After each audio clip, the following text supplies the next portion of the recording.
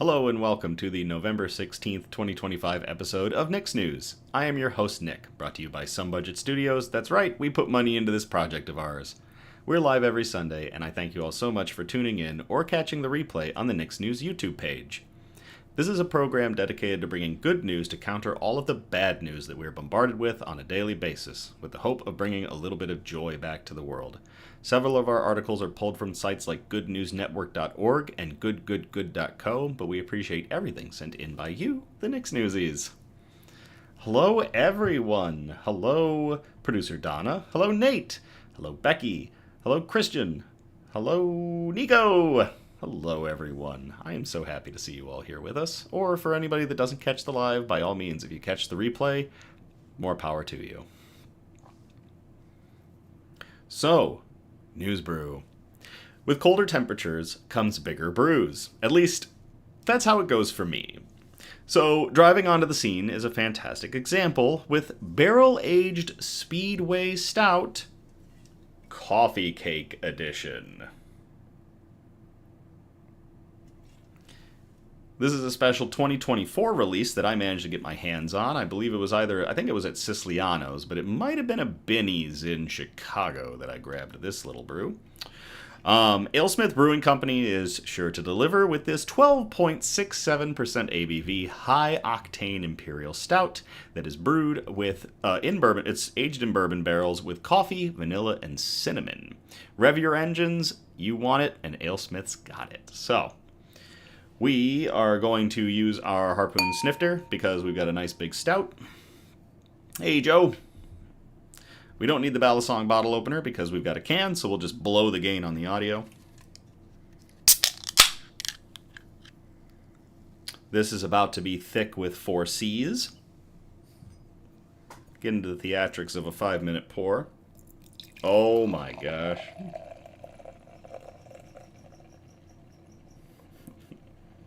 It's like as dark as the can.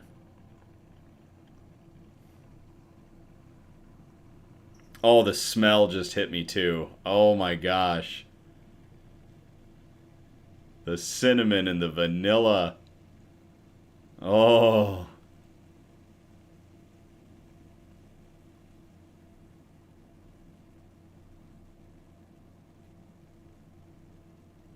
Good to the last drop.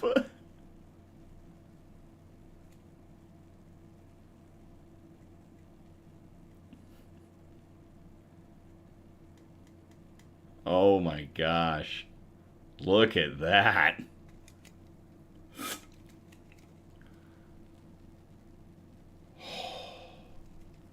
This is a good one. Oh my gosh, the booziness just hit me too.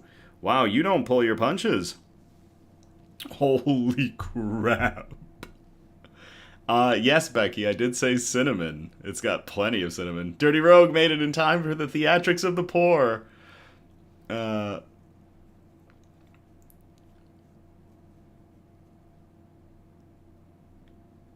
Julie says it's the color of night and dark cinnamon and vanilla. Ooh, I just saw something in the chat that got my mouth watering a little bit. So Nate asked this question of Donna, but I think I can answer that too. Producer Donna, if I were to get Nick an amazing gin from a local distillery here, would he drink it or beer only? Folks, I love gin. I'm actually a gin fiend to a degree. I have kind of some specific types of gin that I really like. I have some specific gins that I use for some of the cocktails that I make, be it regular gin and tonics or an aviation. I like to try gin. So, yeah, producer Donna answered, Nathan, usually beer, mead, ciders, but we can talk about a gin for maybe a chat and chill. I like that idea. Ooh. Alright, shout-outs. Oh boy, it's gotten chilly, and we've had some of that white fluffy stuff making everything pretty.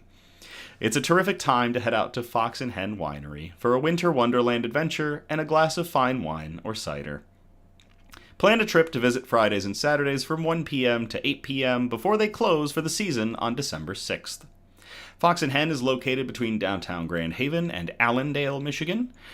You can find their links in the description of our video, and I believe I will be at Fox Hen on Friday from 5 to 7. So if you want to swing out, have some wine and cider with me, by all means, come on by on Friday, this upcoming Friday. So to Fox Hen, cheers. Nate says, "Oh, buddy, I have the best." Oh. Woohoo! Woohoo! That was some vanilla and some cinnamon right there. Oh my gosh. Ooh, there's some warmth to that. Julie says, "Can confirm Nick's gin fiendness." Oh my gosh. Wow, that's a beer. Other shout out, Tesla Tree Service is an environmentally friendly tree service in South Jersey with years of experience, not just with trees, but getting stuck animals out of them. Animal rescues are always free. If you haven't checked out their Facebook page, please do so and show Steve and the crew some love with likes and shares. We have included their links below in the description of this video, as well as their link to the International Directory of Cat Rescuers, which I'm sure they're on, which is awesome. So to Steve and everybody at Tesla Tree Service, working on tree removal or tree trimming as well as pet saving. Cheers.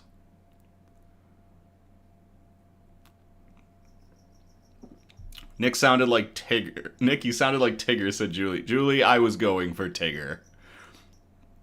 That beer is going to have me bouncing by the end of this episode. News quote. Hey, Charlie. There is nothing in a caterpillar that tells you it's going to be a butterfly. That quote comes from Richard Buckminster Fuller Jr., who lived from 1895 to 1983. They were an American architect, a systems theorist, a writer, a designer, an inventor, a philosopher, and a futurist. And I really like that quote. When we do the news quote, obviously we really like to do quotes that hit close to home or are relevant to the times. And I think this quote is relevant to literally everybody around us. All of our friends, all our family, all our loved ones. Think of it like this. And yourself, too. This one is really relevant to yourself. There is nothing in a caterpillar that tells you it's going to be a butterfly. We all change. We all go through unbelievable changes throughout our life to become the people that we are going to be. Nothing in your past tells you about who you're going to be in the future when you're looking at it from the point of view of time that we're often kind of stuck in. So we are all working towards being better. And I love that for everybody, as well as myself. I'm always trying to better myself. Not just for myself, but for those around me. So there is nothing in a caterpillar that tells you it's going to be a butterfly. Thank you, Richard Buckminster Fuller Jr. Cheers.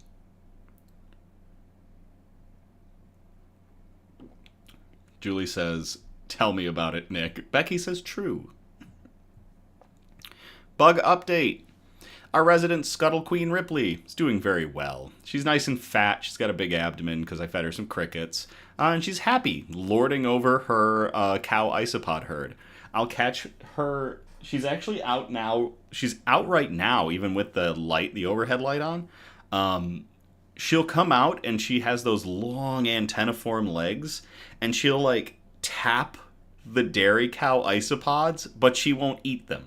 She's full from the crickets, so she leaves them alone now, and I actually bought a second round of them and put them in, so she has a pretty big herd that she just like kind of checks in on, which is adorable.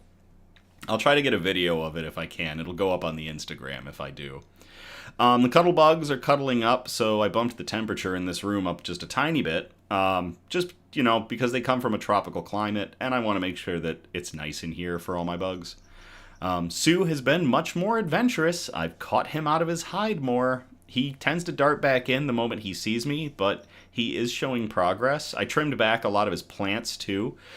Keep an eye out, as usual, on that terrarium in the back to see if our resident scorpion will come walking out. like he used to. Hopefully he'll grace us with his presence. Now she needs a cowgirl hat, says Becky. A cowgirl hat for Ripley. Maybe I'll ask somebody to Photoshop that on. All right, let's get into our Good News broadcast, which is broken up into 4 major categories, and those categories are science and technology, health and medicine, flora and fauna, aka plants and animals, and wholesome notes, the really nice articles that we like to end on. So we're going to start off in category 1, science and technology. We've got 2 articles in here. This first one we called Playing in the Mud, and it was sent in to us by Cassidy. So Cassidy, thank you very much for sending this in. I'll copy and paste it into the chat if anybody wants to check on it.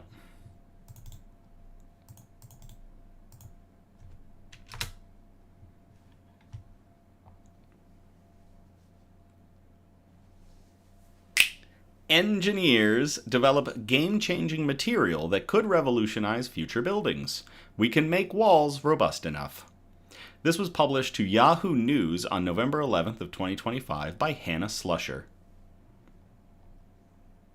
A team of engineers in Australia have unveiled a game-changing building material that could drastically lower construction costs and pollution worldwide. Developed by researchers at RMIT University, the material, known as cardboard confined rammed earth, combines soil, water, and recycled cardboard to form a durable, low-cost alternative to traditional concrete. As NanoWork News reported, it produces only about 1/4 of the carbon footprint of standard concrete and reduces the amount of cardboard waste sent to landfills. Cement and concrete production account for roughly 8% of annual global carbon emissions, according to Princeton University, largely because of the energy-intensive process of heating limestone to make cement. At the same time, Australia alone sends more than 2.2 million tons of cardboard and paper to landfills every year. Addressing these 2 waste and pollution problems with a single solution, the team created a material that's strong enough to be used in structures without relying on cement. By simply using cardboard, soil, and water, we can make walls robust enough to support low-rise buildings, said Xiaoming Ma, the study's lead author. This innovation could revolutionize building design and construction using locally sourced materials that are easier to recycle. Traditional concrete is one of the largest contributors to global overheating, releasing carbon dioxide from both the chemical reaction created during cement production and the massive amounts of energy required to heat kilns. It's also resource heavy, demanding enormous quantities of sand, gravel, and water. By contrast, cardboard confined rammed earth requires far fewer resources and can often be produced on site. Builders simply compact a soil and water mix, or mud, inside cardboard molds, eliminating the need for heavy materials such as steel or bricks. Instead of hauling in tons of building materials, builders would only need to bring lightweight cardboard, said Emeritus Professor Yi-Min Mike Z, of the study's co-authors, one of the study's co-authors. This would significantly cut transport costs, simplify logistics, and reduce upfront material demands. The new material also offers practical environmental benefits. Rammed earth walls naturally regulate indoor temperatures, which can reduce reliance on air conditioning and lower your long-term energy costs, particularly in hot, dry climates. Not exactly the Midwest, but there's plenty of that around the world. RMIT's engineers believe their innovation could play a key role in making global construction leaner and greener. The team is seeking industry partners to further test and scale the material for commercial use. If successful, this simple mix of soil, water, and recycled cardboard could help the building sector, one of the planet's biggest polluters, lay the foundation for a sustainable future.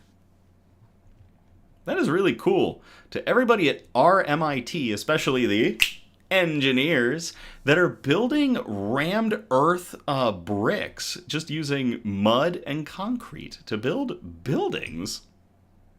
Cheers. And to Cassidy for sending in that article. Cheers.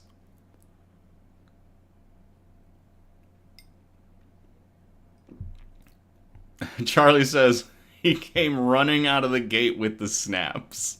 Yes, I did. Well, get ready for a few more, because we called our next article Sonic Bump instead of Sonic Boom. I will copy and paste this into the chat if y'all want to read along.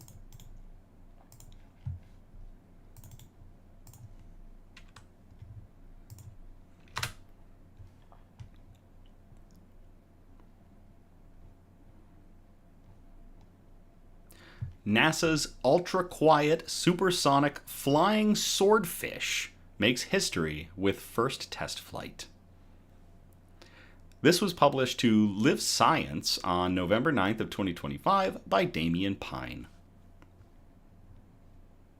NASA and Lockheed Martin's experimental X-59 aircraft has taken to the skies for the first time, making history as the first supersonic aircraft designed to make a soft thump instead of thunderous sonic booms. The X-59's flight is a major step towards commercial supersonic travel, which has been banned in the United States since 1973. The test flight was planned to last about 1 hour, taking off from Lockheed Martin's Skunk Works facility in Palmdale, California, and landing at NASA Armstrong Flight Research Center in Edwards, California on October 28th. The plane reached a maximum speed of about 240 miles per hour, or 386 kilometers per hour for those who haven't landed people on the moon, and flew at about 12,000 feet, or 3,658 feet, see previous moon comment, off the ground. It did not reach supersonic speeds for this test, which focused more on checking critical systems. According to Lockheed Martin's specifications, the X-59 has a top speed of Mach 1.4, or 925 miles per hour. That translates into 1,489 kilometers per hour, which is almost twice as fast as a Boeing 747. It's designed to fly up at an altitude of 55,000 feet, or 16,764 meters, and the aircraft has a wingspan of just 30 feet, or 9.1 meters, is 14 feet high, 4.3 meters, and a whopping 100 feet, or 30.5 meters long, giving it a strong resemblance to a swordfish. So it's narrow, it's kind of tall, and it is long. This is a long plane at 100 feet long. From the side, the airplane's shockingly long nose appears to narrow to a point, but it's actually shaped more like a chisel. The nose's shape is designed to change the shape of the shock waves that are generated by the aircraft in supersonic flight, making it much quieter than the supersonic jets used today. These are banned from flying over populated areas in the United States because of their loud sonic booms. You really don't want an F-22 flying over your neighborhood at Mach 2. Sonic booms are caused by shock waves from rapidly compressed air, similar to thunder. As an aircraft flies, it pushes upon the air in front of it, creating pressure waves. When an aircraft goes supersonic, the pressure waves can't move out of the way fast enough, so they combine into a single large shock wave, resulting in a sonic boom. A controversial 6-month test over Oklahoma City in 1964 showed that sonic booms from supersonic aircraft flying too close to the ground can break windows, cause minor damage to buildings, and startle people. That is an understatement. At the end of the study, more than 1 in 4 people surveyed said they could not learn to live with sonic booms. To lessen the impact of the booms, the X-59 design separates the usual shockwave into multiple smaller shockwaves, resulting in thumps that are about the same volume as a car door slamming.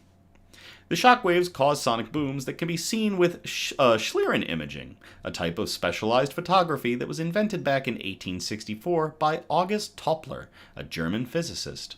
Where are the engineers in this article? It relies on how changing air pressure wraps light passing through it. That's really cool. Imaging the shock waves helps us to understand if the aircraft's aerodynamics match what was modeled using computers and small model planes in wind tunnels. The X-59 is planned to go supersonic in future test flights, and if all goes to plan, will be used to test public reaction to its supersonic thumps, paving the way for commercial supersonic flight to return to the US, albeit much quieter this time. To everybody at Lockheed Martin and NASA designing the X-59, the quiet supersonic plane that is hopefully going to go into commercial use. Cheers.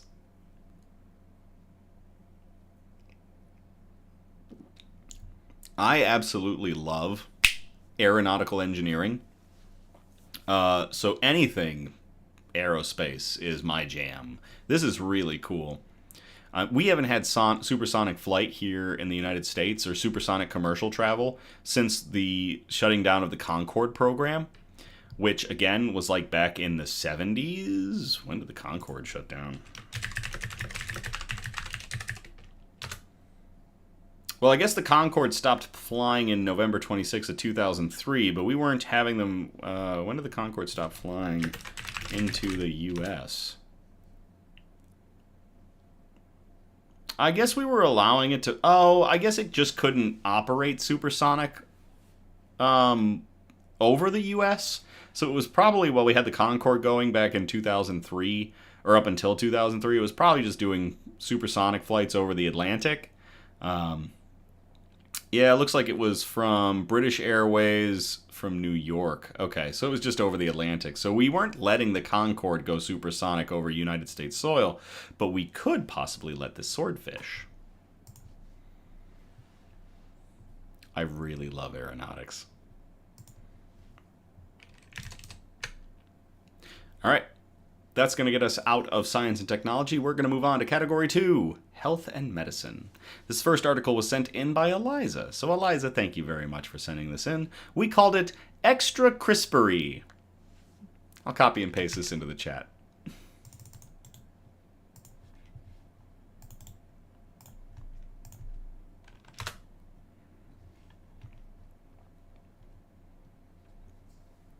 CRISPR gene therapy slashes bad cholesterol and triglycerides by half in small study.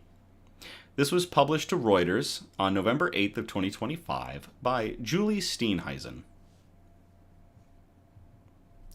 A single infusion of CRISPR Therapeutics experimental gene therapy was safe and reduced levels of harmful LDL cholesterol and triglycerides by half in 4 people taking the highest dose, raising hope for a one-time treatment. We've never had anything that could lower both LDL and triglycerides by around 50%, said Cleveland Clinic cardiologist Dr. Stephen Neeson, lead researcher of the first in-human study of the therapy. Although still in very early development, if future trials prove the treatment of CTX310 are safe and effective, it could be practice-changing, said Cleveland Clinic's Dr. Luke Laffin, the study's co-author, or co-leader. Rather than a once-daily pill or a monthly injection, this therapy would potentially offer a one-time infusion that is safe and durable for patients with high cholesterol, he said. Results were presented on Saturday at the American Heart Association meeting in New Orleans and published in the New England Journal of Medicine. High LDL, the so-called bad cholesterol, can cause plaques to build up in artery walls, raising the risk of heart attack or stroke. High triglycerides, another blood fat, can also increase those risks. CTX310 works by switching off a gene called ANGPTL3 through a single 2-hour infusion. It was inspired by studies showing people born with an inactive version of the ANGPTL3 gene have a lower lifetime risk of heart disease with no apparent adverse consequences. Regeneron's Evkeeza, which treats a rare genetic disorder called homozygous familial hypercholesterolemia, targets the same gene but requires monthly infusions. CRISPR's trial of 15 patients aged 31 to 68, conducted in Australia, New Zealand, and in the UK, tested 5 different doses. All participants had high triglycerides, high LDL cholesterol, or both, and had failed to respond to other treatments. Among 4 patients who received the highest dose, triglycerides on average were cut by 55% and LDL by 50% 2 weeks after treatment. Levels stayed low for at least 2 months. We're going to try to demonstrate the safety and efficacy of these one-and-done therapies because we think these options are important for patients, Neeson said. 3 participants had temporary reactions to the therapy, including nausea and elevated liver enzymes that resolved quickly, Laffin said. Participants will be monitored for a year following the trial, with the option of an additional 15 years of follow-up. I think we're just beginning to uncover the power of gene editing in common diseases, Switzerland-based CRISPR's therapeutics chief Sam Kulkarni said in an interview, noting that most gene therapies have been tried in rare diseases. The company plans to take its data to U.S. regulators with the aim of starting Phase 2 studies in 2026. CEO Kulkarni said he hoped to have a product on the market in the next 4 or 5 years. The company would first target people with genetics-related high cholesterol, though eventually it could be an option for tens of millions of Americans, if approved. CRISPR and Vertex already market the gene therapy Casgevy for sickle cell disease. Unlike the nearly $2 million sickle cell therapy that involves a year-long process in which the patient's cells are collected and genetically altered, the cholesterol treatment would be a simple infusion. We don't know what the cost of this therapy is going to be ultimately, but it's very likely to be less than $100,000, Kulkarni said. On that note, really wish it would be more affordable for everybody because high cholesterol, high LDLs, high triglycerides run rampant throughout the United States and throughout different parts of the world. Doing anything that we can on top of, like, you can work out and you can, regulate your, what you bring into your body all day long. And sometimes because of genetics, it's not going to matter. Like, I have brought my LDLs way down, which has been great. And I've been doing that through exercise and through changing my diet. But having this, my triglycerides will be through the roof for the rest of the week. Like, if I was to go do blood work on Thursday and didn't have anything else to drink, the doctor would still tell me I have elevated triglycerides. And it's all because, like, genetically, I just don't go through triglycerides very quickly. Nothing I've been able to do has changed that. So maybe looking to science, it is hopeful that CRISPR can bring about some solutions for everyone. Just got to bring the price down. To everybody working on CRISPR solutions for high LDL and triglycerides, and to Eliza for sending in that article. Cheers.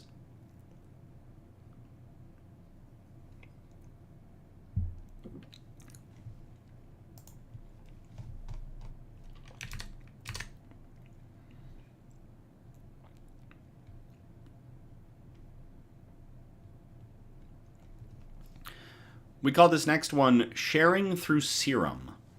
I'll copy and paste this into the chat if y'all want to read along. Or check it out on your own time.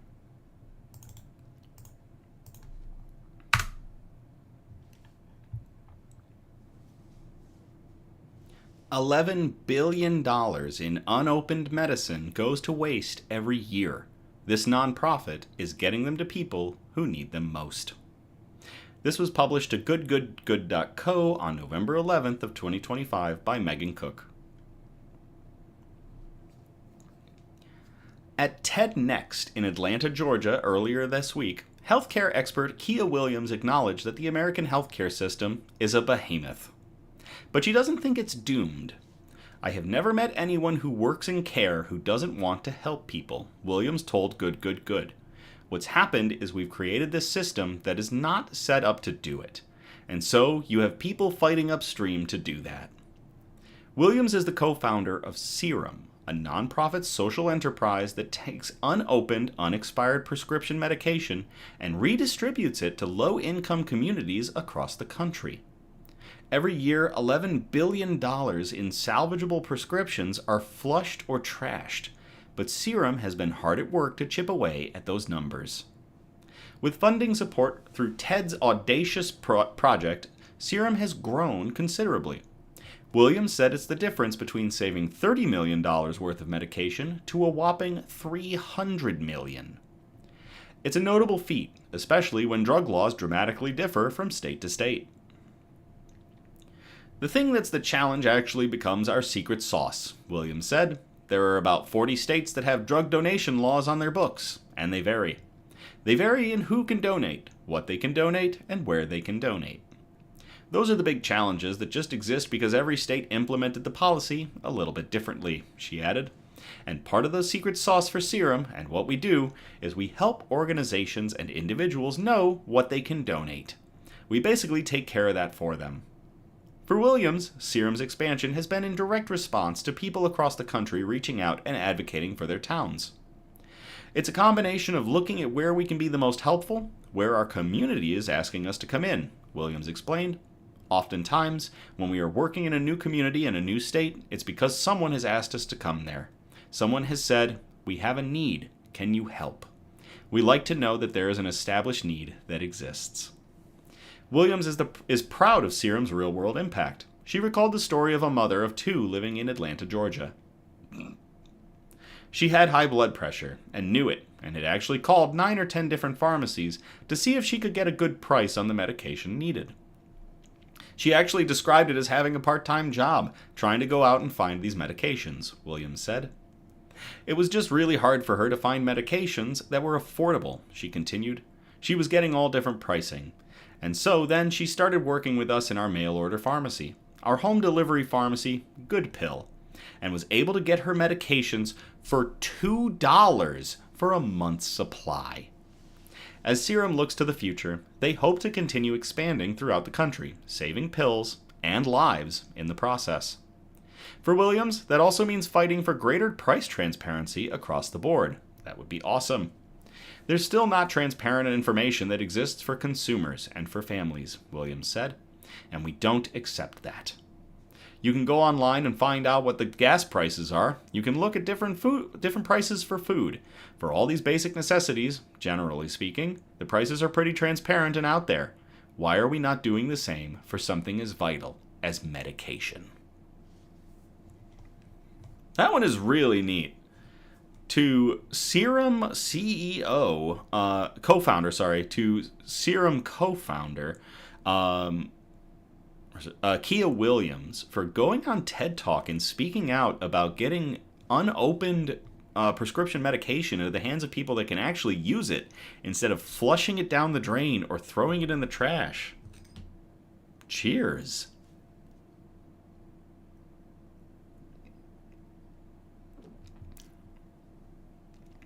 I remember I had a major surgery several years ago, and afterwards I was prescribed Norco for the pain, and it did absolutely nothing. And I had 2 bottles of it, I believe, and one of them was unopened. I'd taken like the daily dose in a few hours and just no difference. So I kind of was just like, I'm just gonna lay here with an ice pack. And I gave the bottles back to my parents. I was like, just get rid of them or figure out what to do, because I don't need it. And I really wish that this program was like back then, because that would have been really cool to be able to hand over that pain medication and have it go to somebody who could really put a good use to it and help alleviate some pain. I know Norco's pretty crazy, but yeah. Producer Donna, thank you very much. She grabbed the link for Serum. We will put that into the description of the video. So if you want to check them out, by all means. That's really neat. Oh boy, here we go. Hey Charlie, if you're in the chat still, if you're still watching us, you're gonna firebomb me when I get to one of these articles in Flora and Fauna. Because with that, we're gonna move on from health and medicine to flora and fauna, aka plants and animals. We're calling this first article Absolute Fluff Piece. And I will copy and paste this into the chat for y'all to read along.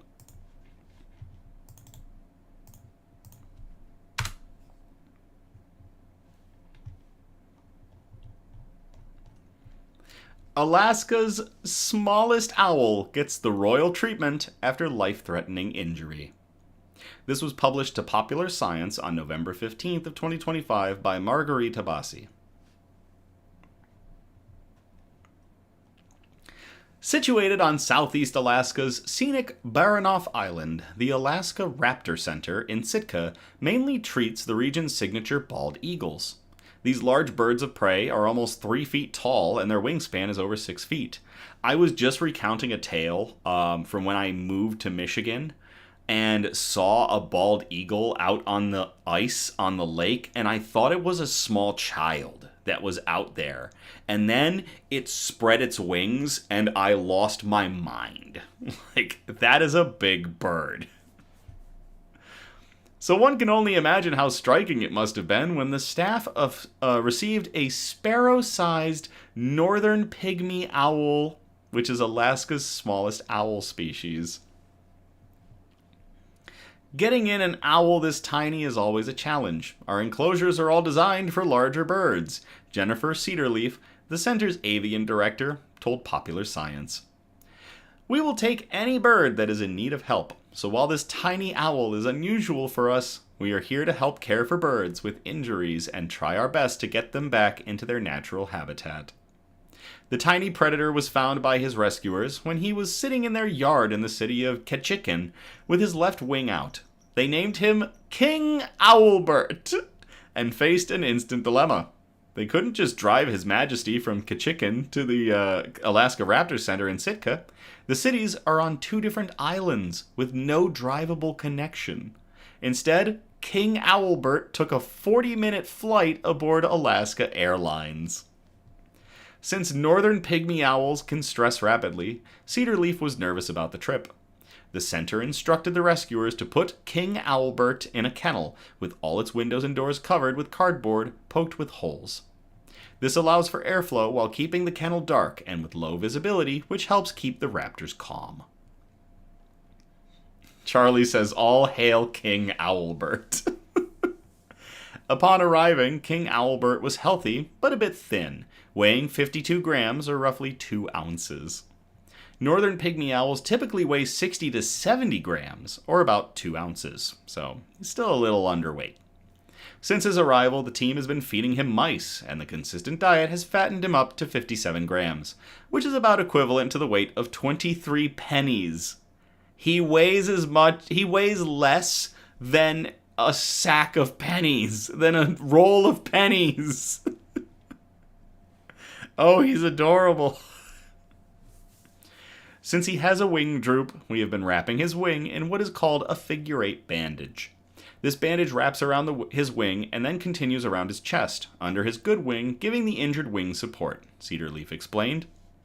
One of the things we are worried about with his droopy wing is that he will break the flight feathers, and that will increase the amount of time he is with us. Cedarleaf and her colleagues believe that the tiny predator may have flown into a window and injured his wing.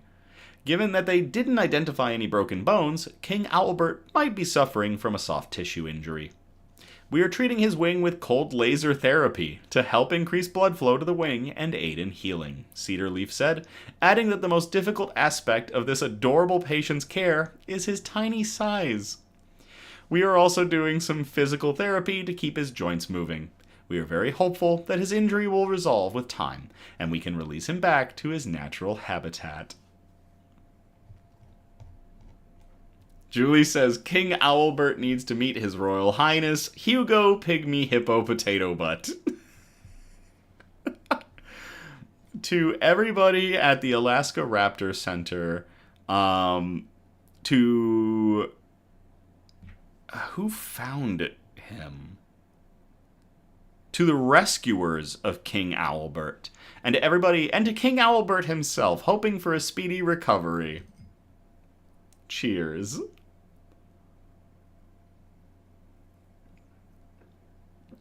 Charlie says there needs to be a royal gathering of epic chaos. Get the penguin, too.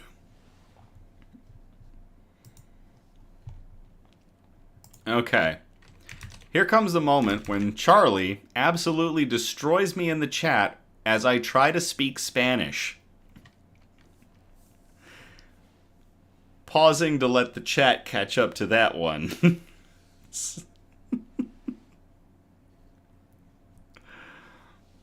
Yep, there we go. All right. Our next article we called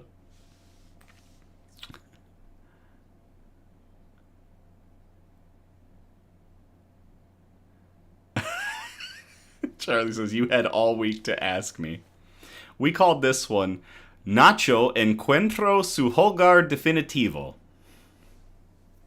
I will copy and paste this into the chat for anybody that wants to read along.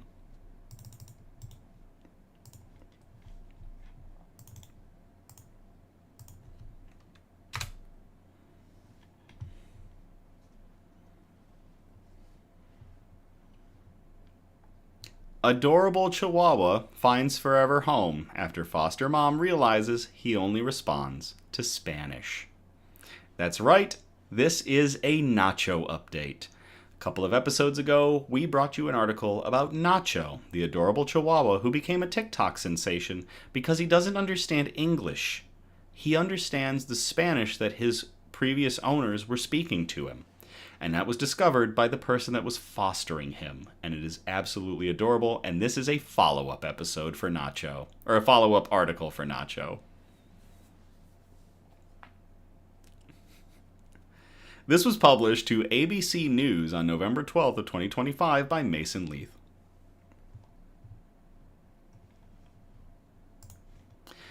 It seems one good boy just needed a translator to find his forever home.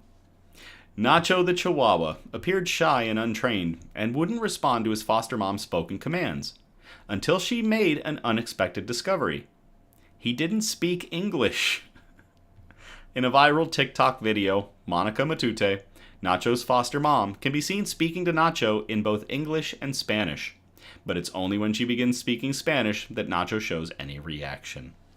I had not thought of asking him anything in Spanish, which is ironic since he's a Chihuahua, Matute told ABC News. I started talking to him in Spanish, and it was the most energetic we had seen him. In one moment in the video, which has over 3 million views on TikTok, Matute tells Nacho, "Let's go outside" in Spanish, and then "vamos," meaning come on, causing Nacho to immediately leap off of her bed, tail wagging in excitement. Matute has been chronicling Nacho's adoption journey online, where she sang his praises. He's the kind of dog that will follow you everywhere, and is just perfectly content just being your shadow. He loves to burrow into blankets, and he's happy to nap with whoever's closest, she said in an Instagram video. Nacho has been living with Matute as a foster dog, after he was found roaming around the Wags and Walks Adoption Center in Los Angeles, California for multiple days in September. He was eventually transferred to another shelter in Portland, Oregon, where he was adopted by Nancy Garza Harris and her husband Rick, who live in Seattle and drove 3 hours south to adopt Nacho. Rick sat on a bench and he jumped up into Rick's lap, and it was like, okay, well, that's that, Nancy Garza Harris told ABC News. Garza Harris told ABC News that she's now changed Nacho's name to Rogelio Montoya, in homage to the character Inigo Montoya from the film The Princess Bride. But she said she mainly calls him Mihijo, Mihijo, Spanish for my son. Oh, I teared up a little bit. Charlie says, "Him's such a good boy," and yes, my eye is twitching. Oh my gosh. Mihio. Is it Hio? Like Hiyo? How do you pronounce Iho? Okay, Miiho. I like that. To the Chihuahua formerly known as Nacho, now known as Rogelio Montoya. And to his adopters, Nancy Garza Harris and her husband Rick, and to her foster, Monica Matute, to everybody involved with this wonderful dog and his transition, finding his forever home. Cheers.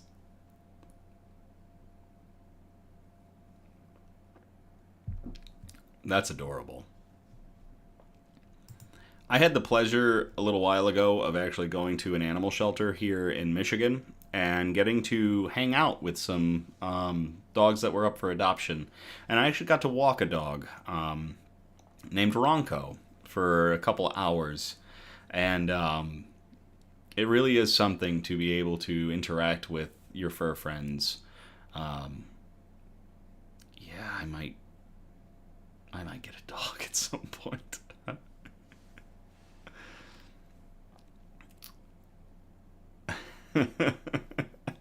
Charlie's waving in La Chancla. Okay. I need to bump up the...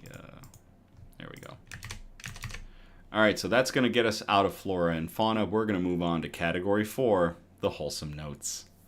And we're going to start off with a sports ball article. This is our first sports ball article of 2025. We actually made it to November without having anything sports ball. So here we go. I'll copy and paste this into the chat if y'all want to check it out.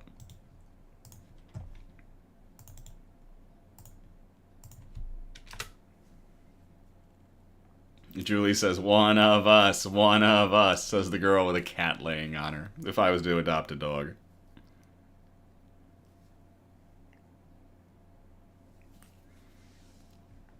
Charlie says, go birds.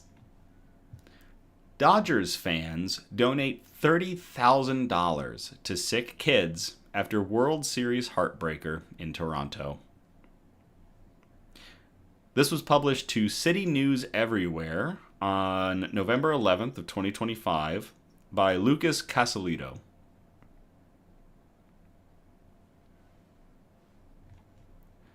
The Toronto Blue Jays may have fallen just short in their bid for a first World Series title since 1993, but the city is celebrating a different kind of victory, one that transcends the scoreboards. Following the Los Angeles Dodgers' dramatic 5-4 extra innings win in Game 7 at Rogers Center, Los Angeles fans rallied together to donate nearly $30,000 to the Hospital for Sick Children, or Sick Kids, honoring the Jays and their supporters. Ronald Cohn, president and CEO of Sick Kids, issued a statement praising the gesture. On behalf of everyone at Sick Kids, I want to extend a heartfelt thank you to the incredible baseball fans who turned a World Series rivalry into a win for children's health. Every dollar you've given helps us advance care, research, and education for patients and families who need it most. And for that, you've hit it out of the park. Cohn emphasized that this act of generosity highlights the deeper meaning of sport.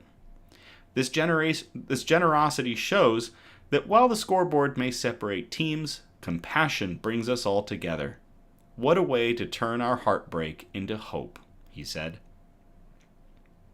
The donations followed an act of solidarity from Blue Jays players during the Fall Classic in tribute to Dodgers reliever Alex Vesia, who missed the series following the tragic death of his newborn daughter.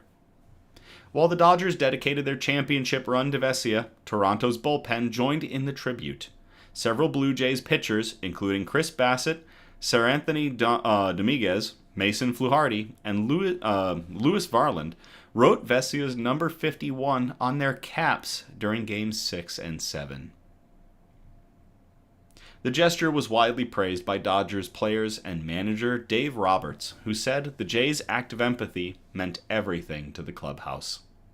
The 2025 World Series was one of the most dramatic in recent memory. The Blue Jays carried a 4-3 lead into the ninth inning, only to see the Dodgers shortstop Miguel Rojas tie the game with a solo home run. In the 11th, catcher Will Smith delivered the decisive blow with another homer, sealing Los Angeles' back-to-back championship.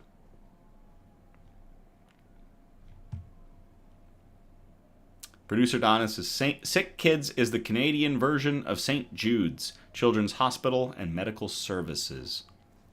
To everybody involved with donating up close to $30,000 to the Hospital for Sick Children, or Sick Kids, honoring the Toronto Blue Jays and their supporters, cheers.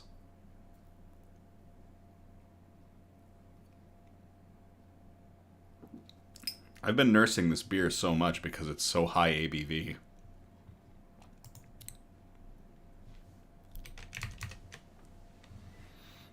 Okay, here we come to the last article of the night. I'm starting to tear up a little bit after that Blue Jays one, geez. We called this one Making It Someone Else's Special Day. I will copy and paste this into the chat if y'all want to check it out.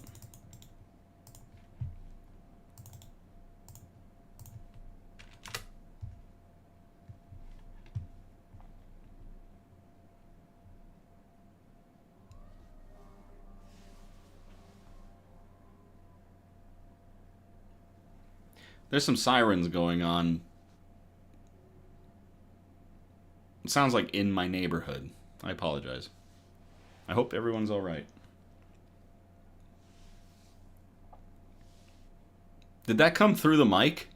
I see Charlie say, "What's poppin'?" Did that actually come through? Did that fire truck come through the mic?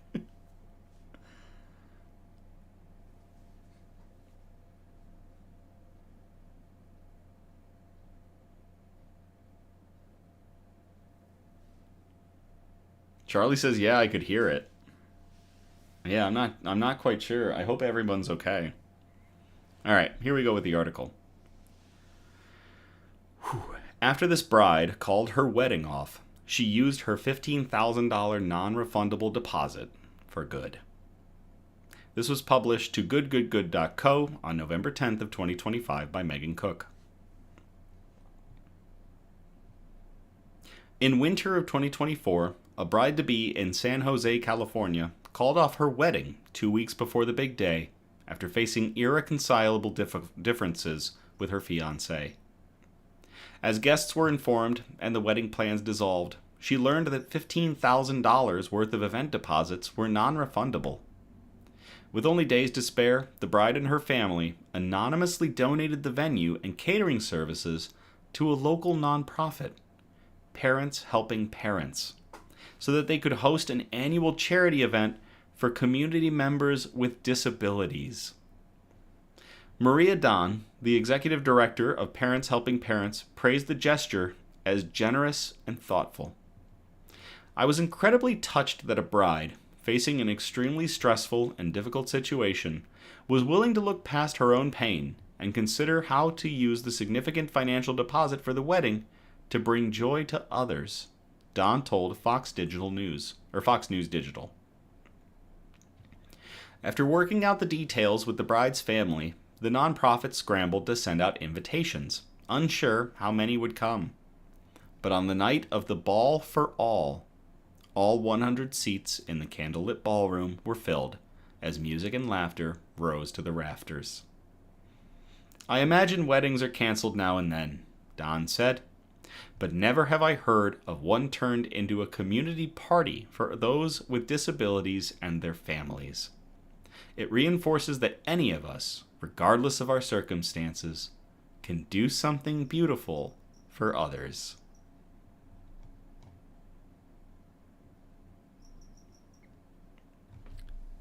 To the bride who sadly had to cancel her special day, but chose to make it a special day for 100 other people, cheers.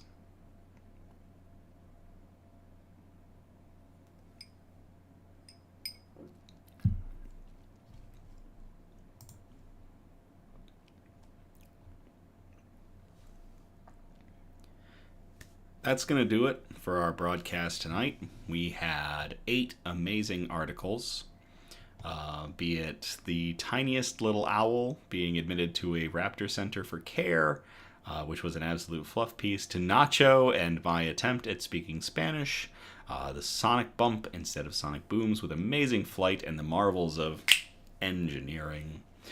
Just some incredible stuff tonight, and some great articles sent in by the doozies. Thank you all so much. I really appreciate the stuff you all send in. So, thank you all again for tuning in or catching the replay on the Nick's News YouTube page.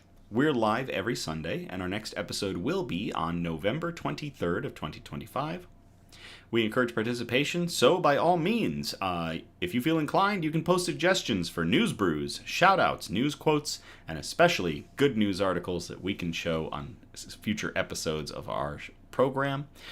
We actually got a really good news brew suggestion sent in that I have to try to hunt down. I'm on the hunt a little bit tomorrow for it, so we'll see if I can find it. I'm really hoping I can, because it sounds like a good one, and it sounds like it's right for the season, so I'm going to try. I am going to try to find the news brew that was suggested, so. You can message us on Facebook or Instagram, or email us at somebudgetstudios@gmail.com. Links are in the descriptions of our videos. Feel free to like, subscribe, comment on our content on Facebook, Instagram, YouTube, and TikTok. Get good news and joy out into the algorithm. That's all we're trying to do. If you're going to contact us with SEO improvements or advertisements to increase our numbers, we're not interested right now.